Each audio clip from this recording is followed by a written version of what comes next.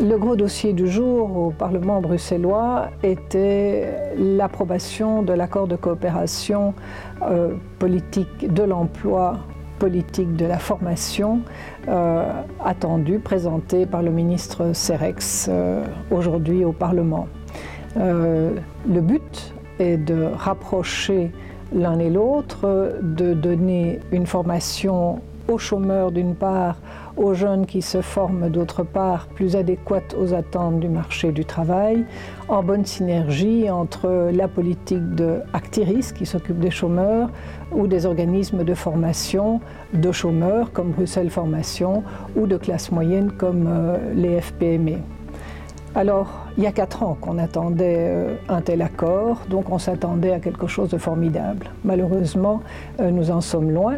Alors, il y a de bonnes choses dans cet accord, qui est notamment une synergie nouvelle avec des instituts de formation de classe moyenne. Élargir les collaborations au sein de la région bruxelloise entre formation et futur emploi. Alors, c'est très bien. D'autre part, donner au chômeur un dossier unique qui le suivra tout au long de son parcours et de ses formations. C'est très bien aussi. Mais au-delà de cela, eh bien, on est extrêmement déçus. Cet accord manque complètement d'ambition. Et quand on a en région bruxelloise 20% de chômeurs, dont 32% de chômeurs de moins de 25 ans, il faut mettre absolument tous les moyens en œuvre pour combattre le chômage et pour mieux armer ceux qui ne le sont pas à pouvoir découvrir, obtenir un emploi. Ainsi, par exemple, parmi les nombreuses critiques, mais on ne va pas être long, un exemple. La collaboration se fait entre la région et la COCOF, donc l'organe francophone de formation, mais on n'a encore rien avec le côté flamand. Or, tous les employeurs disent que le manque de bilinguisme est un lourd handicap pour tout qui veut trouver un emploi en région bruxelloise. Ils le répètent depuis des années. C'est donc ce problème qui doit être pris à bras-le-corps en premier. Aussi, j'ai suggéré que l'on fasse en région bruxelloise une sorte de système Erasmus intra-bruxellois entre francophones et néerlandophones.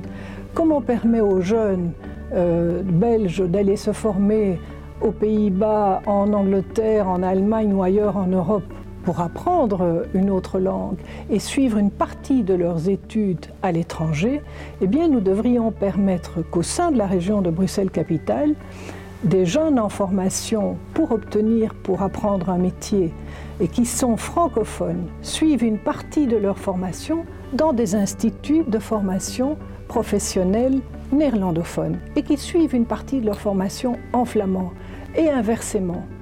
Eh bien, j'ai présenté cela en commission, j'ai présenté cela encore une fois en plénière ce jour. Le ministre Serrex refuse au prétexte qu'il y a certaines personnes qui ne pratiquent ni le français ni le néerlandais en région bruxelloise.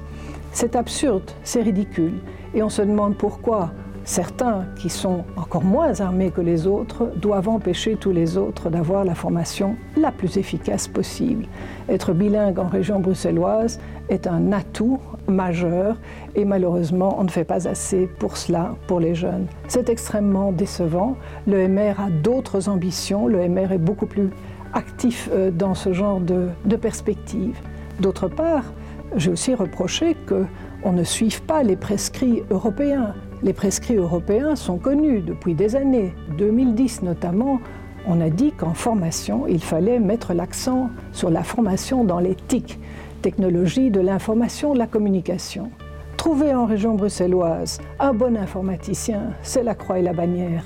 Pourquoi ne pas former tant de jeunes, tant de chômeurs dans ces technologies? Beaucoup en seraient capables, beaucoup en auraient envie, mais on ne pousse pas dans cette direction, alors que dans une région où nous n'avons pas de matière première, notre matière première, c'est notre matière grise, c'est notre force de travail. Je suis convaincue qu'on pourrait être excellent dans ce genre de domaine, comme on peut l'être dans d'autres. Eh bien, ce sont 2 exemples de grandes lacunes qu'il y a dans cet accord de coopération. Le groupe MR est extrêmement déçu. Alors, on s'est abstenu pour ne pas contrer les quelques vagues progrès qui s'y trouvent. mais surtout pour rappeler au gouvernement ses responsabilités et son devoir de tout faire pour contrer le chômage.